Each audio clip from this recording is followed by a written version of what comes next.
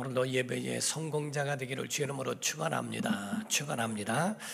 하나님은 삼위일체가 되십니다. 성부, 성자, 성령 하나님은 하나이시다 라고 믿는 것, 이건 기독교의 신비요 해석할 수 없는 하나님의 신비라고 말씀할 수 있습니다. 성부 하나님, 그 하나님은 모든 만물을 만드셨고 그 만물에게 섬김을 받으시며 복을 내려주시는 분이 하나님이시다. 성자 하나님, 인류의 타락한 인류를 버리지 아니하시고 하나님의 사랑 가운데 이 땅에 나타나셔서 십자가에 자기 자신을 내어주심으로 인하여 구원을 베풀어 주신 독생하신 하나님이시다. 성령님은 바로 믿는 자들에게, 예수님 하늘에 오르셨지만은 성령님 그 믿는 자들을 고와 같이 버려두지 아니하시고 잡아주시며 이끄시며 인도하시고 붙잡아 주시는 성령님의 능력 주시는 이가 성령님이시다라고 말씀하는 겁니다. 우리 성도들의 태도는 이와 같이 하나님의 사심을 알고 또 나타내 주신 하나님을 신뢰하며 의지하며 따라가는 것이 우리의 믿음이다 하는 거지요. 우리가 노래 가운데도 찬양 가운데도 예식장에서는 축복의 찬양, 행복의 찬양을 합니다. 그러나 장례식장에서는 그들에게 위로를 주며 하늘의 소망의 찬양을 그 각각 그때마다 상황에 맞춰서 하나님 앞에 영광 돌리기도 하고 그 목적을 조금 그들에게 패턴을 달리하고 있는 것처럼 복을 원한다면 하나님의 계명을 지켜야 할 것이며 구원을 원한다면 예수 그리스도를 여러분의 심령의 구주로 영접해야 할 것이며 능력 있는 영적 생활하기를 원한다면 성령 세례를 받고 성령의 충만한 은혜가 있어야 할 줄로 믿습니다. 그러므로 신명기 28장 2절에서부터 보게 되면 내가 내 하나님 여호와의 말씀을 청종하면 청종한다고 말씀되어 있죠. 이 모든 복이 내게 임하며 내게 이르리니 성읍에서도 복을 받고 들에서도 복을 받을 것이며 내 몸의 자녀와 내 토지의 소산과 내 짐승의 새끼와 소와 양의 새끼가 복을 받을 것이며 내 광주리와 떡반죽 그릇이 복을 받을 것이며 내가 들어와도 복을 받고 나가도 복을 받을 것이니라 라고 말씀을 합니다. 이와 같이 바로 하나님이 복을 주리라 하셨는데 2절에 말씀한 것처럼 청종하면 이라고 말씀을 하셨어요.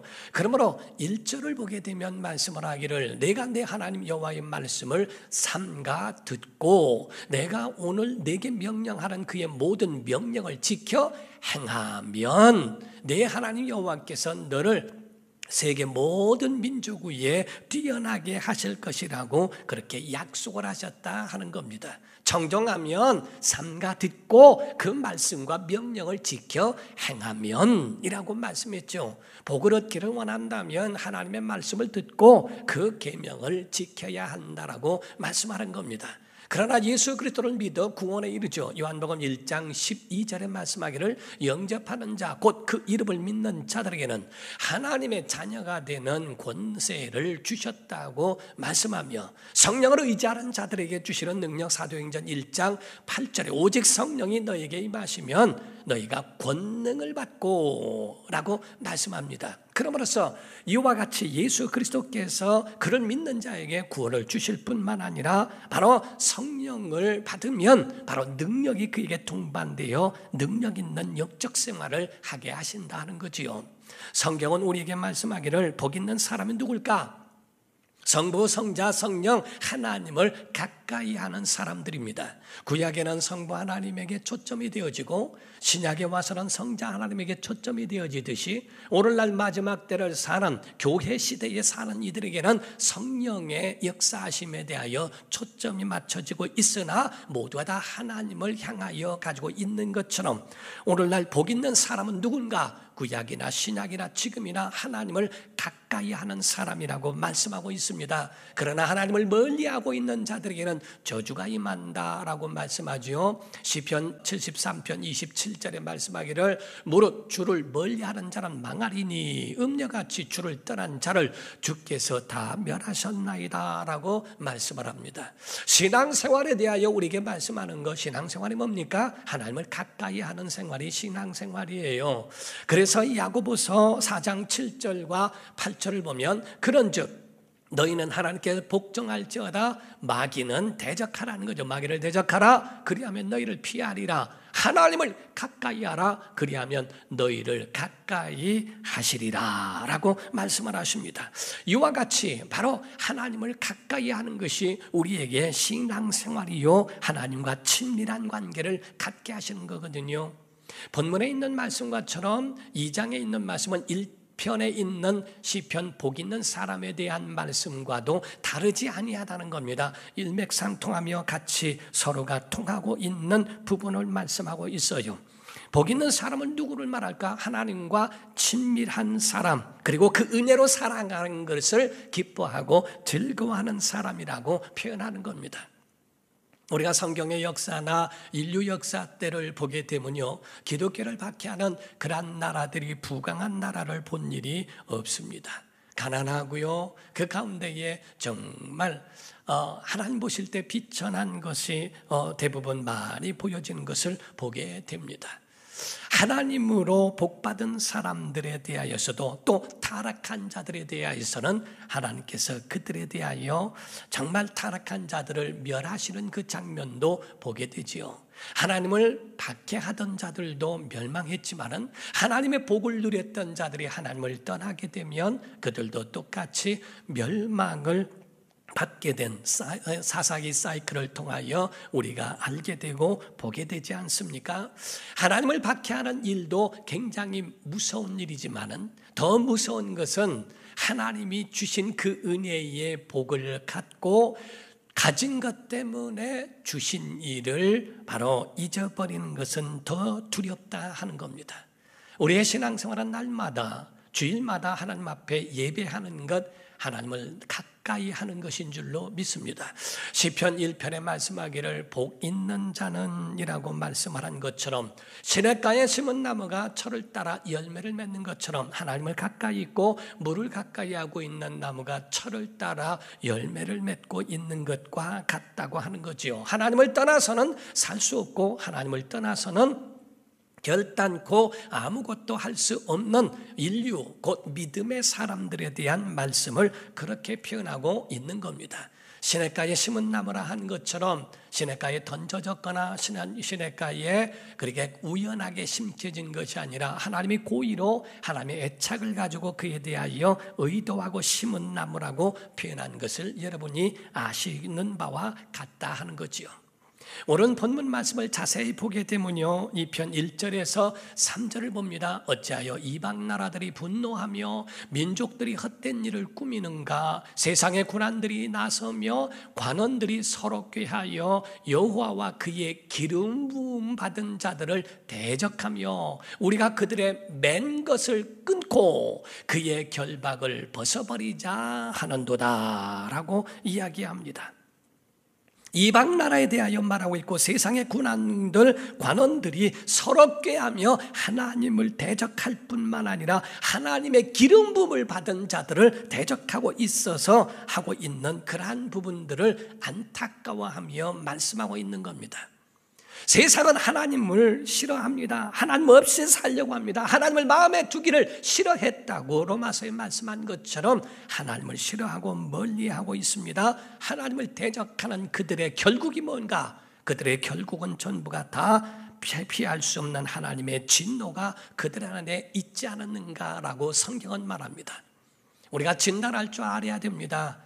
여기서 말씀하는 3절에 맨 결박이라고 말씀하는데 이게 바로 율법과 같은 하나님의 계명을 말하고 있는데 과연 그 계명이 우리를 구속하는 것인가 아니면 그 계명이 우리에게 하나님의 은혜인가를 우리가 여기서 진단할 줄 알아야 한다는 겁니다. 여러분은 하나님의 말씀이 꿀같이 다른지 아니면 그 말씀이 아주 지겨운지, 여러분은 하나님 앞에 나와 예배하는 것이 즐거운지 아니면 예배가 짐이 되어 있는지, 아니면 찬양이 여러분의 영혼을 행복하게 하는지 아니면 그 찬양이 흥미가 없는 그러한 것으로 돌아서는지, 여러분이 하나님 앞에 나와 주의 뜻대로 사는 헌신과 봉사가 과연 여러분에게 짐이 되는 것인지 아니면 그 봉사가 여러분에게 기쁨이 되는지를 진단해야 한다는 겁니다. 악인들은 하나님을 대적할 뿐만 아니라 바로 그 악인들은 교회를 대적하고 예수님과 목회자와 또한 예배를 그 맨 결박에서 끊어버리자, 던져버리자라고 이야기한다는 겁니다. 달리는 자동차가 어떤 다리를 넘어갈 때에 아이 왜 이렇게 다리가 좁으냐, 거기에 왜 막아놓은 것이 있느냐, 나는 뚫고 나가리라고 하는 자유함이 과연 그것이 참 자유할 수 있을까?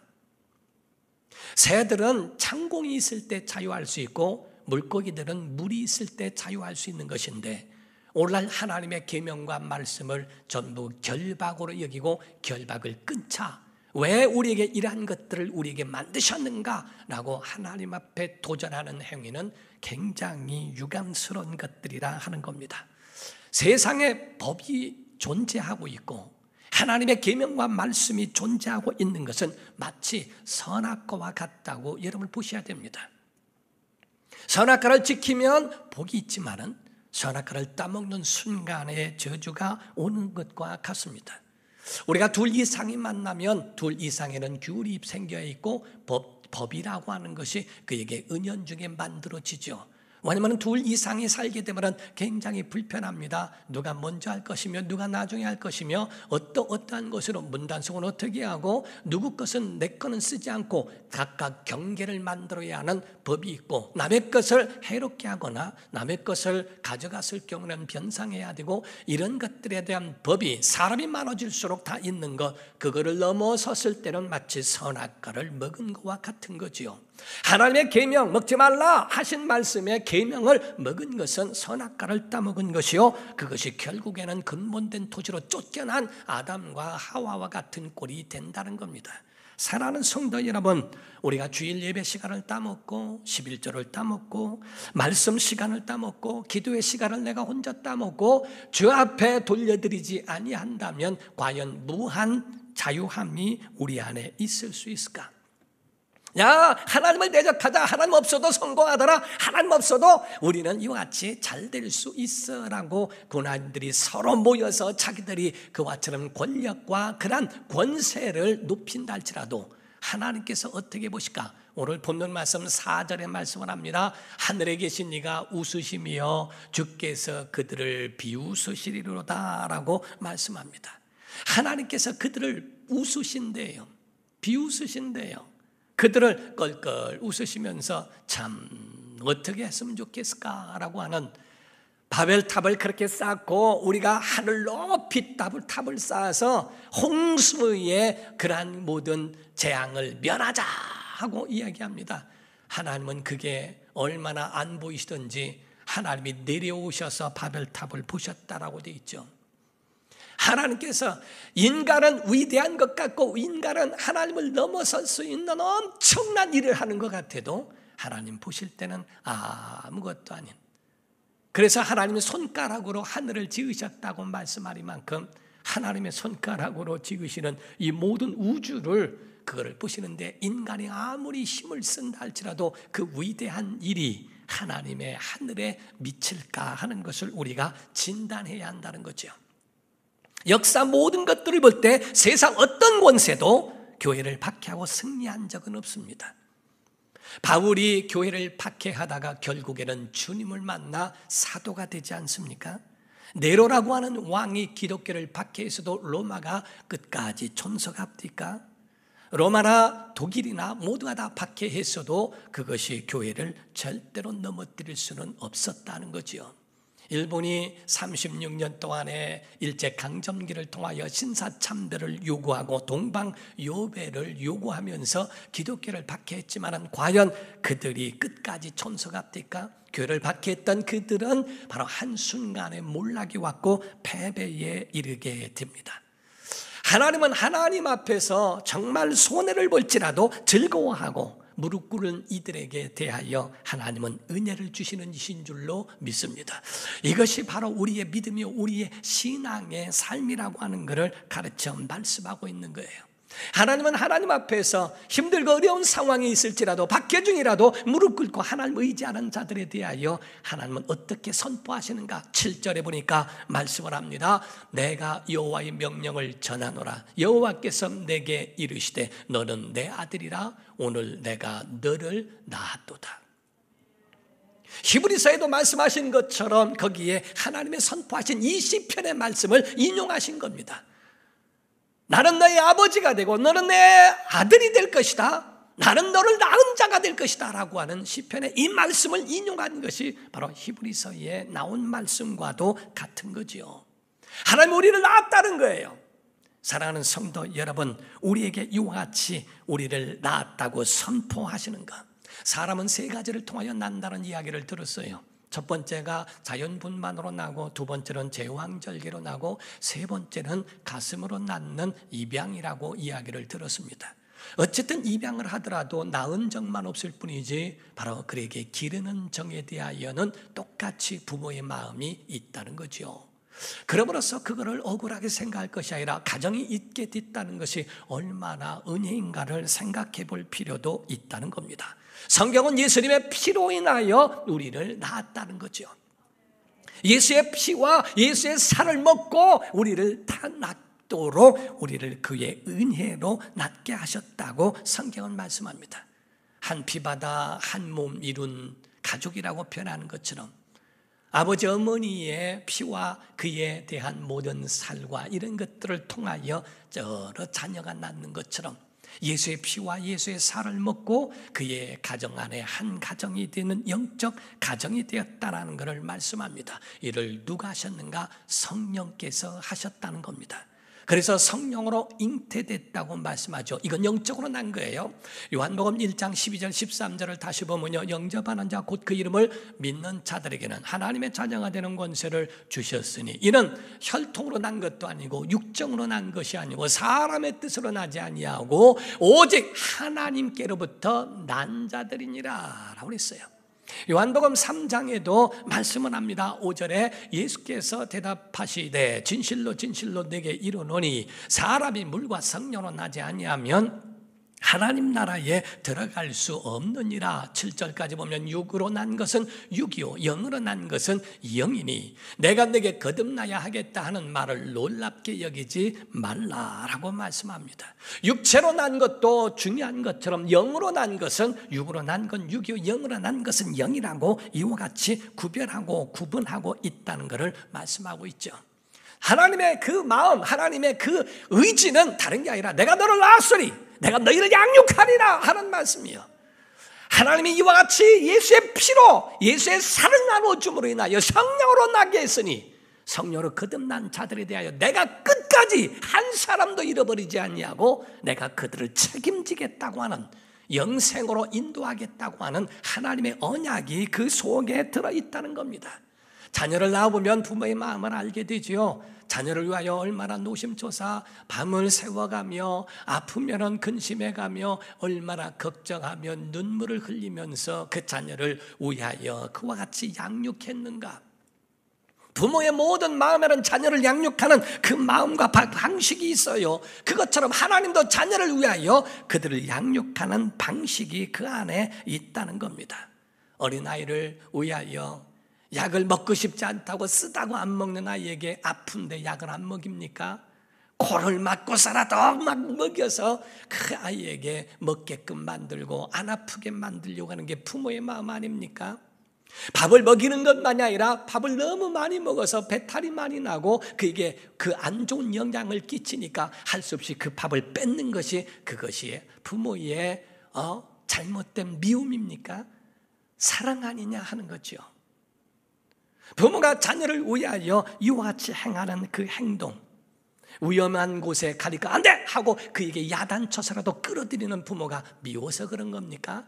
그를 보호하려고 하는 그 부모의 그 양육 방식이 있는 것처럼 하나님께도 이와 같이 믿음의 사람들에 대한 양육 방식이 있어요. 오늘날 하나님 있네 없네, 하나님이 날 버렸네 살렸네, 하나님에 대하여 이렇게 저렇게 찍고 까부르고 하나님에 대하여 이렇게 도전하는 것은 굉장히 잘못된 일들이에요. 어느 잡지에 실려 있는 그 이야기가 감동적입니다. 맞벌이 부부로서 살아가는데 하루는 이 아내에게, 이 부인에게 눈에 안질이 생겨서, 그래서 나중에는 그게 심해져서 수술을 했는데 수술이 잘못돼 가지고 실명하기에 이르렀다는 겁니다. 그러나 직장은 나가야 되겠고 할 수 없이 그 남편은 그 아내를 1년 동안 내내 출근을 시켜주었다는 겁니다. 그러다가 1년 정도 되었는데 그 아내에게 하는 말이 조금 그래도 생활할 수 있는 것을 보고 남편이 아내에게 이야기를 했대요. 여보, 내가 정말 여태까지 1년 동안에 당신을 출퇴근시키고 이렇게 했지만은 이제 너무 힘들어. 내가 너무 힘들으니까 당신이 일을 그만두든가 아니면 혼자 다니든가 했으면 좋겠어. 버스를 당신이 혼자 탔으면 좋겠어 라고 이야기했다는 겁니다. 그때에 너무나 서운한 마음에 오기로 그 출근을 혼자 하기로 했대요. 가면서 넘어지기도 하고 서로 울기도 하고 까진 것을 붙들고 울어가면서도 출근을 하고 이렇게 계속 버스를 타고 내리고 출퇴근을 했다는 겁니다. 그렇게 했던 그 아내가 1년이라고 하는 세월이 지났는데 1년 만에 버스를 그 여인이 탔을 때에 한번 운전수가 이야기하더래요. 참 아주머니는 굉장히 행복한 사람이군요. 맹인 여인은 말하기를 내가 뭐가 행복하다고 하는 겁니까? 그때 하는 말이 아니 당신이 탈 때에 보니까 뒤에 당신 남편이 항상 먼저 탑디다. 그리고 끝까지 당신이 있는 뒷좌석에서 아내를 우회하여 바라보고 끝까지 내리고 할 때 함께 내려서 출발하는 모습을 보면서 손을 흔들어주는 당신의 남편을 보았습니다. 1년 동안 그렇게 계속적으로 다 당신 뒤에서 했는데 그런데 1년이 지난 다음에 이제는 남편이 보이지 않군요 라고 이야기를 했어요. 이제 혼자 다닐 수 있겠구나라고 마음을 놓았다는 거죠. 그 아내는 너무 고마워서 펑펑 울었다는 겁니다. 남편이 자기를 버린 줄로 알았는데 남편이 자기의 생활 때문에 자기 자신을 완전히 내동댕이 치고 자기 혼자만 아는 이기적인 사람으로 알았는데 보이지 않는 곳에서 붙들어주고 보이지 않는 곳에서 바라봐주면서 그러면서 1년 동안을 지켜줬던 남편이 너무 고마워서 울었다는 이야기를 하고 있습니다. 사랑하는 성도 여러분, 사람은 사랑할 때 아름다운 줄 믿습니다. 사랑할 때 사랑을 하기 때문에 그 사람에게 잘 보이기 위하여 그래서 아름답게 노력했다는 그 의미가 아니라 사랑하는 사람의 마음에는 주님의 마음이 있기 때문에 그렇습니다. 인생은 시한적이에요.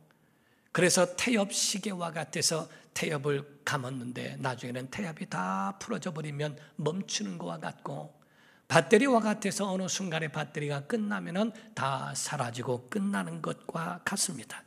인간은 시한적이고 인간은 연약합니다. 그렇기 때문에 연약한 그러한 인생은 바로 언젠가는 멈추게 돼 있고 언젠가는 장기의 어느 곳에 망가지게 돼 있어요. 연세가 들었을 때 건강하시니까 괜찮겠지라고 할 때 어느 순간에 노화되어 있는 한쪽만 그것만 끊어져도 온 몸을 다 움직일 수 없는 상태로 변할 수 있는 그런 연약한 것이 바로 인생이라 하는 거지요.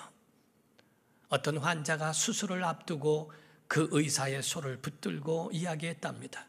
의사 선생님, 저요 수술이 처음이라 너무 무서운데 어떡하지요? 그랬더니 의사가 한 말이 괜찮아요. 저도 처음이거든요. 두려워하지 마세요. 그 환자는 뛰어나갔다는 거죠. 그 가운데에 정말 인생은 너무나 연약하고 모든 일에 두려움과 이런 부분들이 많이 있다는 겁니다. 어떤 남편이요, 아내는 집에서 맨날 노는 줄 알았어요. 그래서 남편은 아침에 일찍 출근해서 밤늦게까지 오는 것이 너무나 아주 마음에 손해보는 듯한 마음에 화가 났다는 거예요. 아니 부인은 갔다 와 보면 부인은 집에서 팽팽 놀고 있는 것 같고 아니 당신은 집에서 하는 게 뭐야? 막 화가 나고 견딜 수가 없더래요. 그래서 하나님 앞에 기도했답니다. 하나님, 일주일만 바꿔주십시오. 내가 여자 일을 해보고 아내가 내 남자의 일을 한번 좀 해보도록 좀 바꿔보도록 해달라고 해서 여자 남자를 아주 바꿔버리겠대요. 그리고 난 다음에 했더니 이제 아내는 남편이 돼서 출근을 하고 하루 종일 다녀오면서 그 가운데 지내고, 자기는 아침에 자기 이제 남편이 됐죠. 이제 이 아내를 출근시키고 난 다음에 거기서 다 밥하고 있는 거를 다 준비하고 모든 일을 다 했답니다. 그런 일 하는데 얼마나 하는 일이 많은지, 끝도 없이 표시도 안 나는 일들이 왜 그렇게 많은지, 밤이 되면 녹초가 돼서 쓰러져 잠을 잤대요. 아침에 일어나서 또 출근시키고 똑같은 일을 하다 보니까 얼마나 힘이 든지. 그래서 일주일 만에 하나님, 이제는 죄송합니다. 여자 일도 만만치가 않군요. 이제는 바꿔줬으면 좋겠습니다 했더니 하나님께서 안 된다, 너 임신했다 그러더래요. 그래서 1년 뒤나 된다고 해가지고서 했다는 그런 우스갯소리도 있습니다. 사랑하는 성도 여러분, 사람은 나만 희생하는 것 같고, 나만 손해보는 것 같고, 나만 어려운 것 같아도 그렇지 않습니다. 인생 모든 사람들이 다 힘들고 어려운 상황을 다 거쳐갈 수 있는 것이 인생이라는 거지요. 오늘 본문 말씀 12절을 한번 보시게 되면 그의 아들에게 입맞춰라 라고 되어 있어요. 그렇지 아니하면 진노하심으로 너희가 길에서 망하리니 그의 진노가 급하심이라. 여호와께 피하는 모든 사람은 다 복이 있도다 라고 말씀했어요. 하나님을 가까이 하라, 하나님 앞에 입맞춰라 라고 하는 입맞춤에 대한 말씀을 합니다.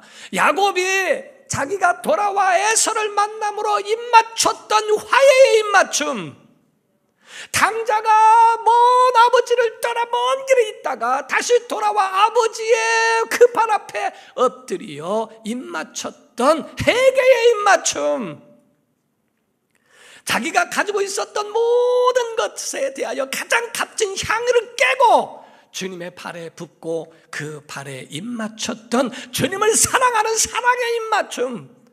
예배라고 하는 의미에는 입맞춤이라는 의미가 있습니다.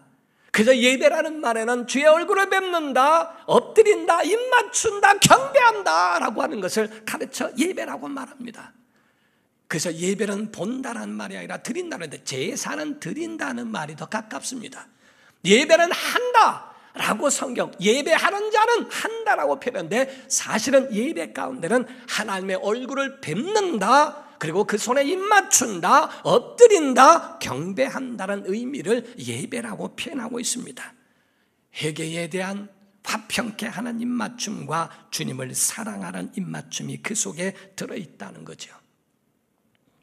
사랑하는 성도 여러분, 제가 귀한 간증을 들었는데요, 어떤 장로님이 계신데 그 장로님이요, 안동 성자원에서 33년 동안에 그 가운데에 이비인후과 의사로서 거기를 가면서 33년 동안을 그 가운데 그 한센병자들, 그들의 300명을 무료로 치료해줬던 그러한 그 의사인 장로님이 새벽마다 그 교회 가서 예배를 해주고 기도를 하고 하면서 이와 같은 삶을 살다가 은퇴를 33년 만에 은퇴하면서 남긴 그 말이 굉장히 그 마음에 와닿는 말이 있습니다.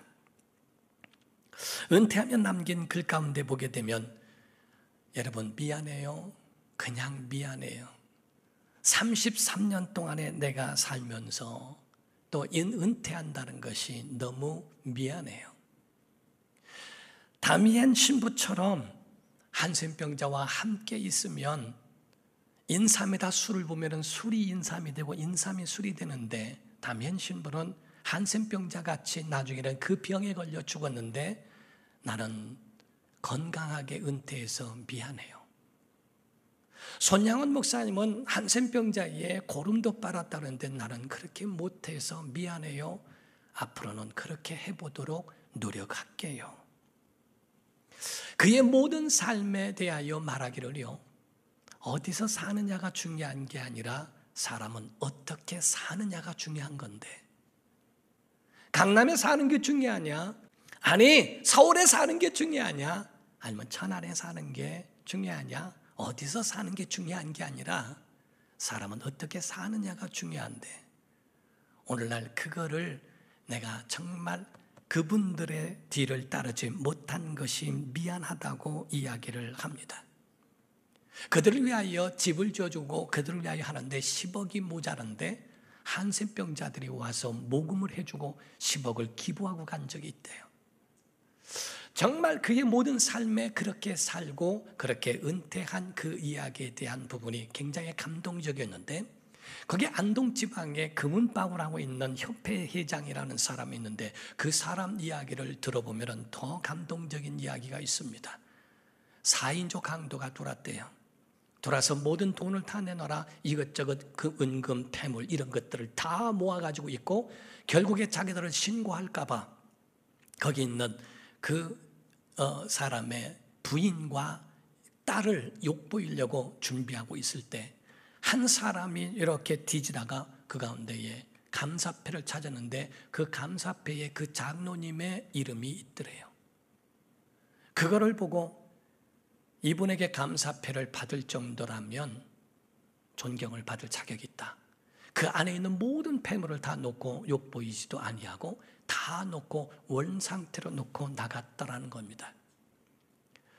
그 사람의 이름만 가지고도 모든 것들을 내려놓고 죄 범하려고 했던 걸 다 내려놓고 나가거늘, 하물며 예수의 이름, 전능자의 이름, 하나님의 이름, 예수 이름을 우리가 가지고 있다고 하면서도 왜 패배자같이 살아가느냐는 겁니다. 성경에 우리에게 약속한 말씀이 뭔지 아십니까? 로마서 10장 9절에서부터 13절을 보면요, 내가 만일 내 입으로 예수를 주로 시인하며 또 하나님께서 그를 죽은 자 가운데서 살리신 것을 내 마음에 믿으면 구원을 받으리라. 아멘. 사람의 마음으로 믿어 의에 이르고 입으로 시인하여 구원에 이르느니라. 성경에 이르되 누구든지 그를 믿는 자는 부끄러움을 당하지 아니하리라 하니, 유대인이나 헬라인이나 차별이 없습니다. 한 분이신 주께서 모든 사람의 주가 되사 그를 부른 모든 사람에게 부요하시도다. 누구든지 주의 이름을 부르는 자는 구원을 받으리라. 여러분, 그 장로님의 이름만 가졌어도, 그것만 감사패 그 이름만 보고도 모든 것들을 놓고 해제한다는데, 전능자의 이름, 예수의 이름을 가지고 있는 우리에게 어떤 것들이 우리에게 가까이 할 수 있으며 우리를 넘어뜨릴 수 있을까?